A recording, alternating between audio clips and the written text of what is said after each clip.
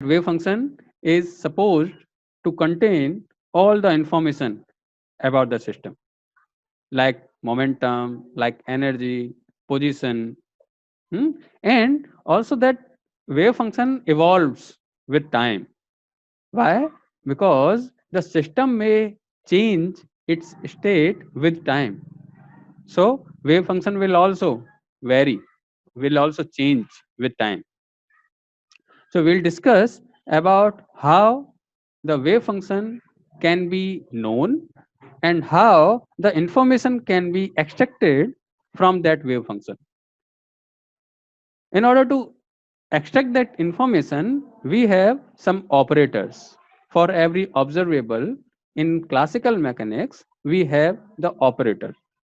We have talked about two of the operators, one momentum operator and energy operator, with the help of wave function for a free particle. A free particle ka wave function was very simple. Why? Because a free particle will represent a wave.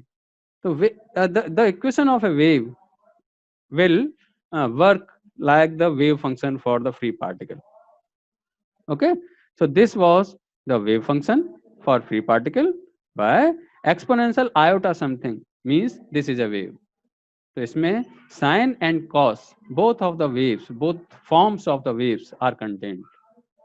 So we have changed the form of this wave function and we have written it in terms of p the moment, and E, total energy of the system. Total energy means kinetic energy plus potential energy. And this h bar is known as is given by h upon 2 pi. H bar or h cut, some people say it h cut. Hmm? So how to extract this p? To extract this p, we'll have to differentiate this wave function with respect to x one time and multiply it by minus iota h bar. So the operator for momentum is given by iota minus iota h bar multiply by del over del x. Oh, मैंने गलत pronounce किया. Multiply by, no, not multiply by. Multiply तो value का होता है. So this will be pronounced as minus iota h bar del over del x for momentum along x-axis, and for momentum along y-axis, this will be differentiated with respect to y. Okay?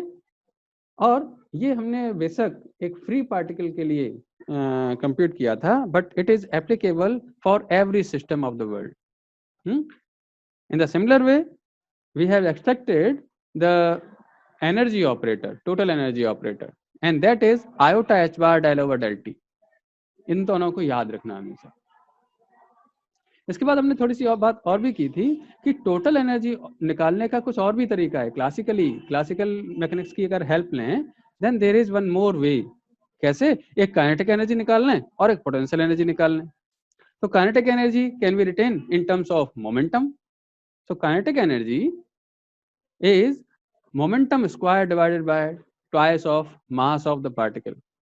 तो अगर kinetic energy operator की बात करें तो momentum operator यहाँ put कर देते हैं and will get this expression for kinetic energy operator. And momentum energy वो not momentum potential energy operator is represented by simply u cap. There is no specific expression for potential energy operator, and this was given by the total energy in classical mechanics was explained or worked on by Hamilton. So this is known as Hamilton operator or simple Hamiltonian. Total energy of the system is known as Hamiltonian. So kinetic energy plus potential energy operator will give you the Hamiltonian operator, and this is the Hamiltonian operator, and this will also give you the total energy. So this Hamiltonian is for x-axis. और 3D की बात करें, then in 3D Hamiltonian operator will be given by this. This is Laplacian. Del 2x, del 2 over del x square plus del 2 over del y square plus del 2 over del z square. इसी तरह से अगर momentum operator 3D में निकालें तो वो भी निकाल सकते हैं और वहां पे डेल आ जाएगा, डेल ऑपरेटर आ जाएगा. ठीक है?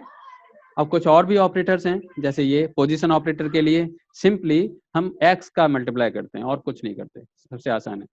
लीनियर मोमेंटम ऑपरेटर हमने देख लिया, minus H bar del over del x, minus iota को हमने 1 बाय आयोटा लिखा, no problem. Potential energy operator is represented by u as a function of x. Kinetic energy operator is this, momentum operator square divided by 2m.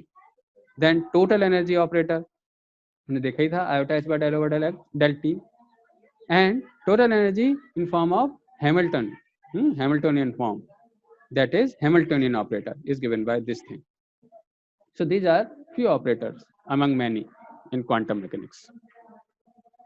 ठीक है?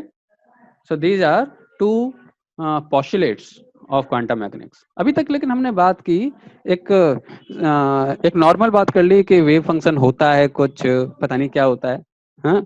दूसरा उसमें information होती है और इंफॉर्मेशन को हमें बाहर निकालना होता है, और निकालने के लिए ऑपरेटर का यूज करते हैं। लेकिन कैसे ऑपरेटर से इंफॉर्मेशन कैसे निकालें, अब अगला वाला पॉस्टुलेट इसी पे डिपेंड करता है, इसे एक्सप्लेन करता है। ठीक, the next postulate is on measurement. तो मेजरमेंट करने के लिए क्या करते हैं, हम जनरली लैब में जाते हैं, एक एक्सपेरिमेंट परफॉर्म करते हैं और उसका रिजल्ट फाइंड करते हैं, दैट्स ऑल। तो to find the result by performing an experiment in the laboratory is equivalent to solve an eigen value equation. Eigen value equation के लिए हमें एक आइगन वैल्यू फंक्शन चाहिए होता है and we need an operator. तो होता यह है कि किसी भी ऑपरेटर को अगर आपने ऑपरेट कराया किसी वेव फंक्शन पर, then it will give you the information, but it is not necessary that information is of any worth. तो कोई काम की है वो इंफॉर्मेशन या नहीं, ये कोई जरूरी नहीं है, लेकिन हमें कुछ ऐसे ऑपरेटर और ऐसे फंक्शंस चूज करने होते हैं जिससे कि हम वो इंफॉर्मेशन जब निकालें वो हमारे काम की हो, दैट हैज सम वर्थ। ठीक, ऐसे वेव फंक्शंस जो किसी ऑपरेटर पर, जिन पर कोई ऑपरेटर ऑपरेट हो और वो वेव फंक्शन प्रोवाइड, वो कोई एक्सेप्टेबल इंफॉर्मेशन प्रोवाइड कराएं, those wave functions are known as eigen functions for that operator. जैसे मोमेंटम अगर हमें निकालना है तो हो सकता है किसी सिस्टम का कोई वेव फंक्शन हो, लेकिन ये कोई जरूरी नहीं है कि हम उस वेव फंक्शन पर मोमेंटम ऑपरेटर ऑपरेट कराकर मोमेंटम फाइंड कर भी पाए। तो इसके लिए कुछ स्पेशल वेव फंक्शन ही हैं जिन्हें, जो एक्सेप्टेबल हैं, जो इंफॉर्मेशन दे सकते हैं using that momentum operator. Those wave functions are known as eigen function for that given operator.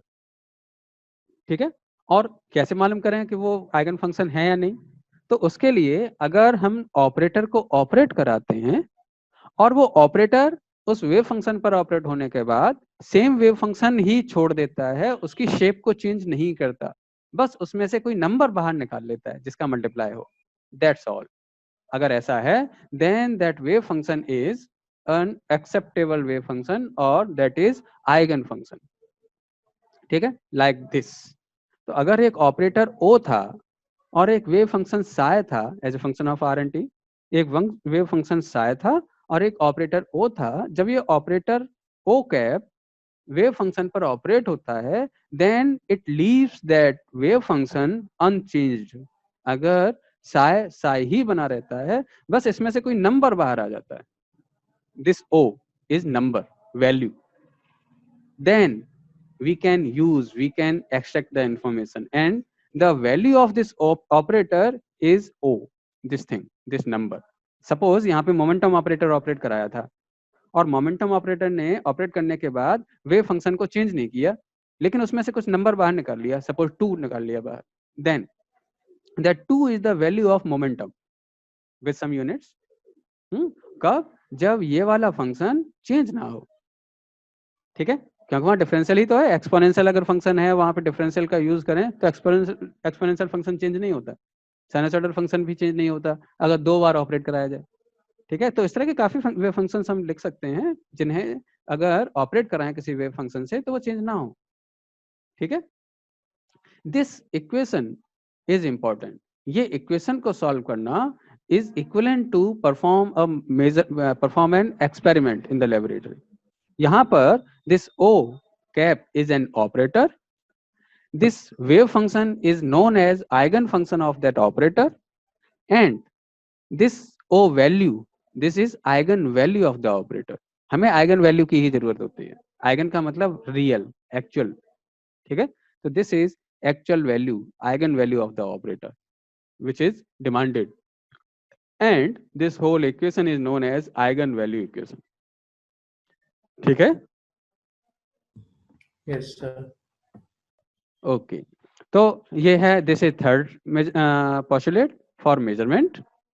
इसके बाद हम बात करते हैं नेक्स्ट पोस्टुलेट की, and that is for measurement, actual measurement. होता क्या है, हमने मेजरमेंट तो कर लिया, मतलब एक एक्सपेरिमेंट तो एक बार परफॉर्म कर लिया और उससे हमने वैल्यू भी निकाल ली, दैट वैल्यू इज दिस ओ, कोई नंबर निकाल लिया। लेकिन अगर हम दोबारा परफॉर्म करें इसी एक्सपेरिमेंट को, तो it is not necessary that we will get the same value again, ठीक। लेबोरेटरी में तुमने देखा होगा, अगर हम जी की वैल्यू निकाला करते थे, ठीक है, पेंडुलम से, तो पहली बार वैल्यू निकाली, कुछ आ गई, कोई बात नहीं, that is equivalent to eigen value equation. लेकिन अगली बार नेक्स्ट डे आके दोबारा से वही एक्सपेरिमेंट करोगे, जी की वैल्यू थोड़ी सी डिफरेंट आएगी। So each time you perform an experiment, you'll get a different eigenvalue. Means each time you'll solve this eigenvalue equation, you'll get a different value. तो अब फाइनल वैल्यू क्या है, वो जो हमने एक्सपेरिमेंट किया था उसमें फाइनल वैल्यू क्या करते हैं, उसके लिए हम ए नंबर ऑफ टाइम्स वो एक्सपेरिमेंट परफॉर्म करते हैं और सबका एवरेज ले लेते हैं, ठीक है। That average is important. और इसी तरह से यहाँ पर क्वांटम मैकेनिक्स में भी एवरेज का कंसेप्ट है, ठीक। यहाँ मैथमेटिकली तुम्हें लग रहा होगा, अरे मैथमेटिक्स में ये फंक्शन तो सेम है, ऑपरेटर भी सेम है, हर बार ऑपरेट कराएंगे, मतलब डिफरेंशिएट कराएंगे या जो भी कराएंगे, उसके बाद वो वैल्यू तो सेम ही आएगी। एग्जैक्टली मैथमेटिकली तो ठीक है, लेकिन वहाँ एक्चुअल परफॉर्मेंस में, एक्सपेरिमेंट के परफॉर्मेंस में जो वैल्यू आती है, जो एवरेज वैल्यू आती है, उसके बारे में क्या, उसके बारे में क्वांटम मैकेनिक्स बोलता है that average value will be known as expectation value. So postulate 4 is for expectation value, ठीक है। And that average value will be known as the expectation value for that operator. जैसे momentum है, momentum निकालना है, ठीक, बहुत बार experiment perform किया और सबकी वैल्यूज का एवरेज ले लिया, दैट इज फाइनल वैल्यू। और क्वांटम मैकेनिक्स में क्या करेंगे, क्वांटम मैकेनिक्स में हम उस ऑपरेटर की फॉर दैट वेव फंक्शन एक एक्सपेक्टेशन वैल्यू फाइंड करेंगे, ठीक है, and that will be the real average value. And in quantum mechanics, expectation value is given by this expression. यहाँ पर ये है wave function and this is complex conjugate. अगर iota उसमें कहीं आ रहा है तो iota को minus iota से replace कर दें, that will be a complex conjugate of that function, ठीक है। So this is the expectation value और उसे इस तरह से represent करते हैं, this is the average value. So this is integration from minus infinity to positive infinity psi star operator, that operator जिसकी एक्सपेक्टेशन वैल्यू फाइंड करनी है, then again wave function that should be integrated. और इसे, ये तो बहुत बड़ा सा मालूम पड़ रहा है, इसे रिप्रेजेंट करने का एक अदर रिप्रेजेंटेशन भी है, Dirac representation, that is this, ठीक है। इससे इस तरह से रिप्रेजेंट भी किया जाता है, and this is for normalised wave function. अगर वेव फंक्शन नॉर्मलाइज्ड नहीं है तो, अगर वेव फंक्शन नॉर्मलाइज्ड नहीं है तब उसे नॉर्मलाइज बनाना पड़ेगा। और वेव फंक्शन को नॉर्मलाइज बनाने के लिए हम ऐसा करते हैं कि ये जो नंबर है इसका डिवाइड कर देते हैं, integral from minus infinity to positive infinity psi star psi dtau. ये क्या था, ये तो प्रोबेबिलिटी जैसा कुछ था, साई स्क्वायर का integral from minus infinity to positive infinity. अगर ये नॉर्मलाइज रहा होता तो इसकी वैल्यू 1 रही होती, तो हमारे पास सेम यही वाला एक्सप्रेशन मिल जाता। तो अगर नॉर्मलाइज्ड वेव फंक्शन है तो हम इस एक्सप्रेशन का यूज करेंगे, नॉर्मलाइज नहीं है तो इस एक्सप्रेशन का यूज करेंगे, दैट्स ऑल। अच्छा, अभी हमने ये बात नहीं की है, इसका एग्जांपल नहीं लिया कि वेव फंक्शन को नॉर्मलाइज कैसे करें। तो इसे हम जब ये पोस्टुलेट्स कंप्लीट होंगे उसके बाद एक बार डिस्कस करेंगे कि वेव फंक्शन को नॉर्मलाइज कैसे करें, ठीक है। तो ये बात हुई expectation value, the fourth postulate. Then next and very important postulate is Schrödinger equation, ठीक है। और Schrödinger equation gives you the equation of motion in quantum mechanics, ठीक है। तो जैसे जैसे वेव फंक्शन टाइम के साथ इवॉल्व करता है, टाइम के साथ चेंज होता है, क्योंकि सिस्टम जिसका वो वेव फंक्शन है वो टाइम के साथ उसकी स्टेट चेंज हो रही है, ठीक। वो जो टाइम इवोल्यूशन है वो श्रोडिंगर इक्वेशन के थ्रू दिया जाता है।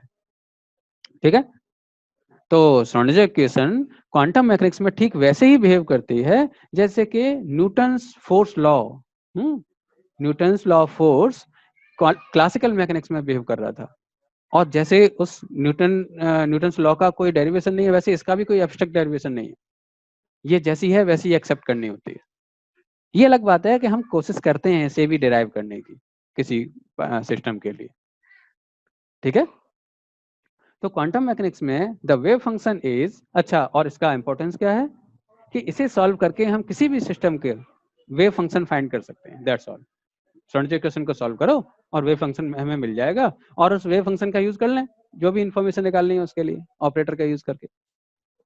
ठीक है, and there are two forms of this Schrodinger equation. One is time dependent. Time dependent form is this: iota h bar del psi over del t equal to minus h bar square by 2m del 2 psi over del x square plus potential. This v is value of potential times psi. ठीक है, एक और form है time independent form, this. ये मुझे लगता है familiar होगा। हाँ, इससे फैमिलियर हो गए तुम लोग? del 2 psi over del x square plus 2m e minus v by h bar square psi equal to 0, ये शायद पढ़ा हो। So this is time independent form. और अभी हम इन दोनों की ही बात करने वाले हैं कि ये कहाँ से आए। टाइम डिपेंडेंट से टाइम इंडिपेंडेंट फॉर्म हम फाइंड करने वाले हैं। ठीक है, तो पोस्टुलेट 4 एंड यहाँ तक इन दोनों की बातें दोनों क्लियर हैं मनन? सर ये टाइम इंडिपेंडेंट जो इक्वेशन है ये तीनों हमने एक्स वाई और जेड के लिए भी पढ़ी थी साथ में। हाँ, ये फिलहाल एक्स एक्सिस के लिए है। अगर y और z के लिए होगी तो यहाँ y और z आ जाएगा। अदरवाइज अगर 3D में होगी तो del 2 psi over del x square, del 2 psi over del y square and del 2 psi over del z square भी आ जाएगा। मतलब Laplacian operator, Laplacian operated on psi, इस तरह से हो जाएगा। और ये x का फंक्शन है psi, तो वो हो जाएगा r का function, psi as a function of r। ठीक है, बस इतना ही चेंज होगा और तो सब कुछ सेम ही है। जनरली आसान होता है डील करना किसी सिंगल डायमेंशन से, इसलिए हम जनरली एक्स एक्सेस की ही बात करते हैं। ठीक है, और उसे जनरलाइज कर देते हैं 3 डायमेंशन में। ठीक है, clear? Yes sir, yes sir. तो थोड़ा आगे बढ़ते हैं, टाइम डिपेंडेंट श्रोडिंगर इक्वेशन की बात करते हैं। अच्छा, टाइम डिपेंडेंट श्रोडिंगर इक्वेशन को याद रखना बड़ा आसान है। हैमिल्टनियन ऑपरेटर की हेल्प से इसे याद रख सकते हैं। तो टोटल एनर्जी किसी भी सिस्टम की फाइंड करने के दो तरीके हैं, या तो सिंपल अपना टोटल एनर्जी ऑपरेटर ऑपरेट करा दें, iota H bar del over del T, या फिर हैमिल्टनियन ऑपरेटर ऑपरेट करा दें, और दोनों से ही हमें सेम इंफॉर्मेशन मिलेगी। बस ये जो स्टेटमेंट है that is time dependence Schrodinger equation, and we write this like h is Hamiltonian operator operated on a wave function is will give you the same information as when you operate total energy operator on the same wave function. ठीक है, so this is in short the time dependent Schrodinger equation. और अगर Hamiltonian operator और energy operator की values put कर दी जाए, simply h क्या है, h is this thing, ठीक है, and E is this thing. So this is known as one dimensional time dependent Schrodinger equation. जब भी तुम्हें लिखने के लिए आएगी तो तुम्हें ये रेड वाला लिखना होगा। ये है सिंपल याद रखने के लिए, क्योंकि तुम्हें एनर्जी ऑपरेटर तो पता ही होगा क्या होता है। हैमिल्टनियन ऑपरेटर तुम्हें अगर पता भी ना हो तो भी फाइंड कर सकते हो, p square by 2m plus u, this u is potential energy operator. तो दिस इज सिंपल। ठीक है, तो इसे टाइम डिपेंडेंट श्रोडिंगर इक्वेशन को पुट किया जा सकता है। ये है वन डायमेंशन में। 3 डायमेंशन की बात करते हैं, then this is like that, del 2 over del x square y square z square तीनों आ गए। ठीक है, और इसे सिंपली लाप्लासियन के फॉर्म में लिखा जा सकता है। So this is 3D time dependent Schrodinger equation. ठीक है, अब अगर टाइम इंडिपेंडेंट श्रोडिंगर इक्वेशन की बात करें, then this is what. Generally जो सिस्टम्स हैं, कोई भी सिस्टम, वो टाइम के साथ इवॉल्व तो होते हैं, लेकिन उनकी most of the properties do not change with time. और अगर ऐसा है तो हमें एक डिफिकल्ट और एक बहुत ज्यादा elaborated time dependent Schrodinger equation की रिक्वायरमेंट नहीं है, क्योंकि उनकी प्रॉपर्टीज टाइम के साथ जनरली चेंज नहीं होती है। ठीक है, फॉर एग्जांपल अगर हम किसी इलेक्ट्रॉन की बात करें which is revolving around the nucleus, तो बस उसकी एनर्जी टाइम के साथ सेम ही रहती है, रिवॉल्व करता रहता है, सेम एनर्जी रहती है, सेम डिस्टेंस रहती है। ठीक है, तो एक ये एग्जांपल था सिंपल, ठीक, कि जिससे ये मालूम पड़े कि टाइम के साथ इवैल्यूएशन कोई जरूरी नहीं है हर एक सिस्टम में हो। तो अगर ऐसा है तो we need a time independent Schrodinger equation to ease our problem. ठीक है, तो चलो दैट इक्वेशन, उसके लिए हम करते ये हैं कि जो वेव फंक्शन है, वेव फंक्शन को दो पार्ट में डिवाइड कर लेते हैं। ठीक, जनरली किसी वेव फंक्शन को दो पार्ट में डिवाइड किया जा सकता है, जिसमें से एक पार्ट हो टाइम का फंक्शन, दूसरा हो पोजीशन का फंक्शन। जो ये फंक्शन था ये पोजीशन और टाइम दोनों का फंक्शन था। अगर इसमें ऐसा हो सकता है इन दोनों को दोनों पार्ट में सेपरेट कर ली जाए, then this method is known as method of separation of variables. ठीक है, देन अगर इसे पुट करते हैं किसी टाइम डिपेंडेंट श्रोडिंगर इक्वेशन में, तो यहाँ पर भी पुट कर देंगे, यहाँ भी पुट कर देंगे और यहाँ भी पुट कर देंगे, दैट्स ऑल। ठीक है, और अगर पुट करते हैं तो क्या होगा, ये कुछ इस तरह की इक्वेशन बन जाएगी। ठीक, जब इसमें इसे यहाँ पर पुट करेंगे तो केवल x के रेस्पेक्ट में डिफरेंशिएट हो रहा है टू टाइम्स, तो ये वाला पार्ट इसके लिए कांस्टेंट रहेगा, ये अलग हो जाएगा। ये वाला पार्ट यहाँ पे r वाला फंक्शन रह जाएगा, ये सेम रहेगा। और यहाँ ये टाइम के रेस्पेक्ट में डेरिवेट हो रहा है, तो पोजीशन वाला पार्ट यहाँ अलग छूट जाएगा क्योंकि वो कांस्टेंट की तरह से बिहेव करने लगेगा। That's all. और उसे कैसे लिखते हैं, अब उसे सॉल्व करने के लिए हम ऐसा करते हैं, साई टी इंटू वो फाई टी साई आर, इसका दोनों में डिवाइड कर देते हैं। उससे फायदा ये होगा कि इस वाले फंक्शन में से टाइम वाला पार्ट गायब हो जाएगा। जब इसे ऑपरेट कर, इसे यहाँ पे पुट करेंगे तो ये कुछ इस तरह की इक्वेशन बन जाएगी। उससे हुआ ये, एक लेफ्ट वाला पार्ट और राइट वाले पार्ट में दो अलग अलग वेरिएबल्स हैं। लेफ्ट वाले पार्ट में केवल पोजीशन का वेरिएबल है, हाँ पोजीशन डिपेंडेंट है, और राइट वाला पार्ट केवल टाइम का फंक्शन है, टाइम फंक्शन है, लेकिन स्टिल बोथ आर इक्वल। हाँ, ऐसा कैसे हो गया? ऐसा कैसे हुआ? ऐसा तो नहीं हो सकता कि अगर बाय चांस केवल पोजीशन चेंज हो रही हो, एक ही टाइम पर डिफरेंट पोजीशंस की बात करें, तो केवल ये लेफ्ट हैंड साइड चेंज होगी, राइट हैंड साइड तो चेंज होगी नहीं। और अगर ऐसा है तो दोनों इक्वल कैसे? और अगर केवल एक ही पोजीशन पर रहें और डिफरेंट टाइम्स की बात करें, then right hand side change होगी, लेफ्ट हैंड साइड नहीं। लेकिन ये स्टिल बोथ आर इक्वल कैसे? ठीक, तो ये इक्वल तभी हो सकते हैं जब ये वास्तव में चेंज ही ना हो रहे हैं। ठीक है, टाइम चेंज हो रहा हो लेकिन ये वाला part right hand side change नहीं हो रही है, इसकी शेप कुछ ऐसी है कि वो टाइम के साथ चेंज नहीं हो रही है, टाइम के चेंज होने के बाद।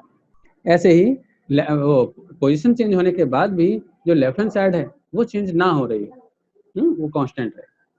तो suppose that constant is equal to some number, suppose that is E, और उसे हम सेपरेशन वेरिएबल बोलते हैं, सेपरेशन कांस्टेंट बोलते हैं। ठीक है, हमने क्या किया, फिलहाल हमने time independent Schrodinger equation find करने के लिए दो वेव फंक्शन को दो पार्ट में डिवाइड कर लिया और we have separated its variable, और तब हमने एनालाइज किया इसे और रीअरेंज किया। रीअरेंज करने पे हमें पता पड़ता है कि इस इक्वेशन का लेफ्ट हैंड साइड और राइट हैंड साइड दोनों डिफरेंट वेरिएबल्स के फंक्शंस हैं। ठीक है, और ऐसा पॉसिबल तभी हो सकता है जब ये दोनों कांस्टेंट हों। सपोज दैट कांस्टेंट इज ई।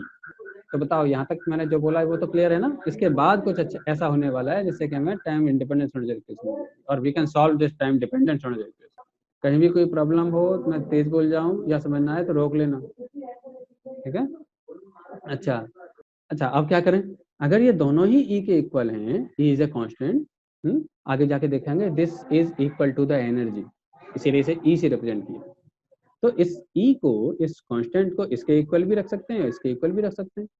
ठीक है, दोनों को अलग अलग, एक इक्वेशन ये बन जाएगी और दूसरी इक्वेशन ये बन जाएगी।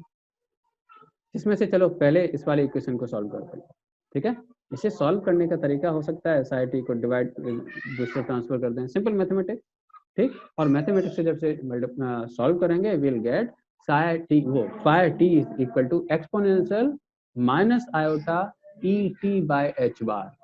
तो दिस इज वन फंक्शन जैसे हमने सेपरेट किया था, उसमें टाइम का फंक्शन इज दिस, और ये शो करता है कि ये वेव फंक्शन, साय वाला वेव फंक्शन, ये टाइम के साथ किस तरह से इवॉल्व हो रहा है, क्योंकि यहाँ टाइम चेंज होगा तो ये भी चेंज होता जाएगा। अब बात करते हैं इसकी, इसे भी सॉल्व करना है, तो इसे भी इसी की तरह सॉल्व करते हैं, थोड़ा रीअरेंज कर लेते हैं, ये सारे कांस्टेंट हटाते हैं यहाँ से, तो इक्वेशन कुछ इस तरह की बन गई। अब यहाँ पे U is the potential energy operator, और जब ये वेव फंक्शन पर ऑपरेट होता है then it gives you the potential energy. तो suppose the value of that potential energy is V as a function of R, तो वो वैल्यू पुट कर देते हैं, ठीक है। तो this is the value of potential energy, this is some number constant and E is that separation constant that is equal to total energy of the system, और से further rearrange करें then we get this equation. This equation is time dependent Schrodinger equation and this will give you the time evolution of the wave function. Are you fine with this?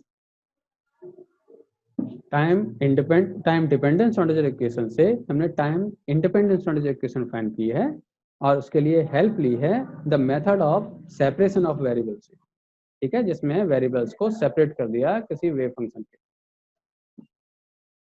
तो now so we are at the state to summarize all the things of postulate 5. In the postulate 5 the time dependent Schrodinger equation is given by this thing, where this is total energy term, simply this is kinetic energy term and this is potential energy term. Method of separation of variable से हमें पता पड़ा कि wave function, किसी भी wave function को हम show कर सकते हैं x component multiply by phi t की वैल्यू ये थी, this is the time evolution of the wave function, और तब time independent Schrodinger equation is this thing. तो ये है वन डायमेंशन। 3 डायमेंशन में del 2 over del x square की जगह पर हमारे पास डेल ऑपरेटर आ जाएगा, दैट्स ऑल, वो लाप्लासियन ऑपरेटर आ जाएगा। If it is clear, then we can come to the application part of the quantum mechanics, ठीक है। तो अभी तक हमने इंट्रोडक्शन ऑफ क्वांटम मैकेनिक्स के बारे में बात की, उसके बाद हमने फंडामेंटल प्रिंसिपल्स की बात की, उसके बाद पोस्टुलेट्स की बात की, then we come to the application part कि इस क्वांटम मैकेनिक्स को कहाँ कहाँ अप्लाई कर सकते हैं। वेव फंक्शन जो हम फाइंड कर रहे थे, फाइंड किया है Schrodinger इक्वेशन की हेल्प से, उस वेव फंक्शन को कैसे in fact in real world कैसे फाइंड करें, और उससे different values of operator observable कैसे फाइंड करें, और उससे क्या इम्प्लीकेशंस आते हैं। हम कुछ ऐसी चीजें देखेंगे जो क्लासिकली पॉसिबल नहीं, ठीक है। So we come to the application part. अच्छा, एप्लीकेशन पार्ट में हमारे पास कुछ एप्लीकेशंस होंगी लाइक यस, हाँ भूमिका, हाँ बोलो बेटा। सर एक बार पोस्टुलेट 4 के बारे में बता दीजिए। Postulates, we have 5 postulates. Sir 4 what? Fourth postulate. अच्छा, फोर्थ पोस्टुलेट। फोर्थ पोस्टुलेट बता दीजिए।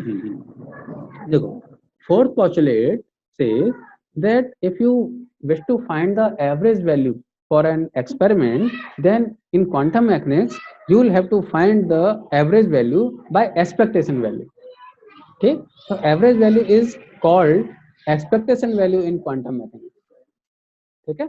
किसी भी एक्सपेरिमेंट को परफॉर्म करने का तरीका था पोस्टुलेट 3 आइगन वैल्यू इक्वेशन, और एक्सपेक्टेशन वैल्यू फाइंड करने के तरीके हैं ये, ठीक। अगर वेव फंक्शन हमारा नॉर्मलाइज्ड है then this is the method, this is the formula for finding expectation value of any operator. जैसे मोमेंटम की एवरेज वैल्यू फाइंड करनी है, तो मोमेंट, इसका मतलब होगा मोमेंटम ऑपरेटर की एक्सपेक्टेशन वैल्यू फाइंड करना, उसे यहाँ पे पुट करेंगे और बस पहले से इसमें ऑपरेट करा लेंगे, जो भी आएगा मल्टीप्लाई करेंगे साई स्टार से और इंटीग्रेट कर लेंगे। और अगर वो वेव फंक्शन नॉर्मलाइज नहीं है तब पहले से नॉर्मलाइज बनाना पड़ेगा, और उसके लिए इस वाले फंक्शन का, इस वाले एक्सप्रेशन का डिवाइड कर देंगे, दैट्स ऑल, ठीक है। तो एक्सपेक्टेशन वैल्यू तो सिंपल पता ही है, एक ये तो सिंपल फॉर्मूला है ना। और इसमें ये समझने वाली बात है कि एक कोई भी एक सिंपली आइगन वैल्यू इक्वेशन से निकलने वाली जो आइगन वैल्यू है वो हमारे काम की जनरली नहीं होती, हमारे काम की जनरली एक्सपेक्टेशन वैल्यू होती है, एवरेज वैल्यू होती है। क्योंकि जो भी हम ऑब्जर्व करते हैं, आंखों से जो भी देख रहे हैं वो सब एवरेज देख रहे हैं, कानों से जो भी सुन रहे हैं वो एवरेज सुन रहे हैं, ठीक है, रियल वैल्यू नहीं सुन रहे हैं। क्योंकि हमारी आंखों का और कान का कुछ लैग है, उस लैग में जो कुछ भी आया उसका एवरेज सुना हमने, ठीक है। तो जो बल्ब था, बल्ब हुआ करते थे पहले, वो कितनी उनकी फ्रीक्वेंसी हुआ करती थी, 50 पर सेकंड, 50 टाइम्स वो बुझते थे, फिर दोबारा से जल उठते थे, ठीक है। लेकिन हमें तो लगातार चलते हुए दिखाई देते थे, क्योंकि हम एवरेज देखते हैं उसको, ठीक है। तो expectation value is the special thing which we must be interested in. तो उसे Yes, एक्सप्रेशन sir. निकालें। और बताओ, तो ये है वो क्या कहते हैं इसे, ऑसिलेट 4। ऑसिलेट 4 की बात की तो सारे पॉस्टुलेट्स एक बार, हाँ। तो first postulate, state of the physical system given by wave function. Second, observable, observable के लिए एक ऑपरेटर है, ठीक है। अच्छा, third postulate is for measurement और for eigen value equation, and fourth postulate is probabilistic measurement means expectation value, ठीक है। Postulate 5 is for time evolution, evolution of the wave function with time. और इससे हमने मालूम किया श्रोडिंगर इक्वेशन को। और अब हम एप्लीकेशन देखेंगे श्रोडिंगर इक्वेशन की और इन सारे पॉस्टुलेट्स की, ठीक है। चलो, यस। तो हम स्पेशली 3 एग्जांपल्स की बात करेंगे। पार्टिकल ट्रैप्ड इन ए वन डायमेंशनल पोटेंशियल बॉक्स। इसका क्या मतलब है कि अगर एक पार्टिकल है जो किसी एक फिक्स रीजन में रहता है, बाहर नहीं आ सकता। मतलब एक वाल है बहुत ऊंची, इनफाइनाइट हाइट की, और उसके अंदर एक बॉल पड़ी हुई है सिंपल, जो बाहर नहीं आ सकती, उस दीवार को हिट कर सकती है मल्टीपल टाइम्स, उसकी कुछ एनर्जी है, ठीक। तो हम कैसे डील करें क्वांटम मैकेनिकली उसे। और एक और एग्जांपल हो सकता है, एक इलेक्ट्रॉन जो किसी न्यूक्लियस के चारों तरफ इवॉल्व कर रहा है, वो न्यूक्लियस से बाहर नहीं आ सकता आसानी से, इसका मतलब उसे वहीं रहना पड़ेगा, एंड दैट इज ट्रैप्ड, ठीक। तो इस तरह के बहुत सारे एग्जांपल्स हो सकते हैं जो particle in a box problem से डील की जा सकते हैं। हम देखेंगे उसमें कि वेव फंक्शन कैसे निकालें उस बॉल का जो उस रूम में है, ठीक है। या फिर अगर और बात करेंगे इसमें वन डायमेंशन की, केवल एक्स एक्सिस की, ठीक। एक्स एक्सिस में केवल एक फिक्स पॉइंट से दूसरे फिक्स पॉइंट तक ही बॉल का मूवमेंट हो सकता है, उसके आगे नहीं। और ऐसा तब होता है जब पोटेंशियल बहुत हाई हो ऑन एक्सट्रीमिटीज पर। पोटेंशियल का मतलब होता है द एनर्जी रिक्वायरमेंट, उस पोटेंशियल को क्रॉस करने के लिए उस पोटेंशियल से ज्यादा एनर्जी चाहिए, ठीक है। अगर वो एनर्जी किसी पार्टिकल पे नहीं है तो उस पोटेंशियल को वो क्रॉस नहीं कर सकता, ठीक है। तो पोटेंशियल बॉक्स का मतलब होगा, पार्टिकल बॉक्स का मतलब होगा, we have infinite potential at the extremities in the space and a particle of a finite energy is trapped between those two extremities. और दूसरा एग्जांपल हम लेंगे पोटेंशियल बैरियर का। एक पार्टिकल आ रहा था अच्छा खासा, सामने आया, किसी दीवार से टकरा गया, एक बॉल आई, सामने दीवार से टकरा गई, उसके आगे नहीं जा सकती क्योंकि वो दीवार की हाइट से काफी नीचे है। तो दीवार की height is like the potential value of potential, and the energy height of that ball is like the energy of the ball, ठीक है। तो that is known as barrier, ठीक है। And third, quantum mechanical tunnelling, the most important thing, ठीक है। ये classically explain नहीं हो सकती। तो एक काम हम ये कर सकते हैं, इन तीनों से पहले हम पहले ये बात करें कि किसी वेव फंक्शन को नॉर्मलाइज कैसे किया जाता है, ठीक है। तो पहले नॉर्मलाइज करेंगे। अच्छा, नॉर्मलाइजेशन का मतलब क्या था फर्स्ट पोस्टुलेट में, वो ये था कि वेव फंक्शन की अगर प्रोबेबिलिटी फाइंड करें in all over the world, all over the universe, then it should be equal to 1, किसी पार्टिकल की पाए जाने की प्रोबेबिलिटी। और अगर वो 1 नहीं है तो इसका मतलब वो वेव फंक्शन नॉर्मलाइज नहीं होगा। नॉर्मलाइज करने के लिए जो भी वैल्यू आई है उस प्रोबेबिलिटी की, उसके अंडर रूट का डिवाइड कर दो सिंपली। तो वेव फंक्शन में अगर अंडर रूट का डिवाइड कर दें, then will get the probability, वो नॉर्मलाइज वेव फंक्शन। तो इसकी बात हम करेंगे नेक्स्ट क्लास में। स्टार्ट करेंगे हम how to normalise a wave function, and then will discuss the particle trapped in one dimensional box.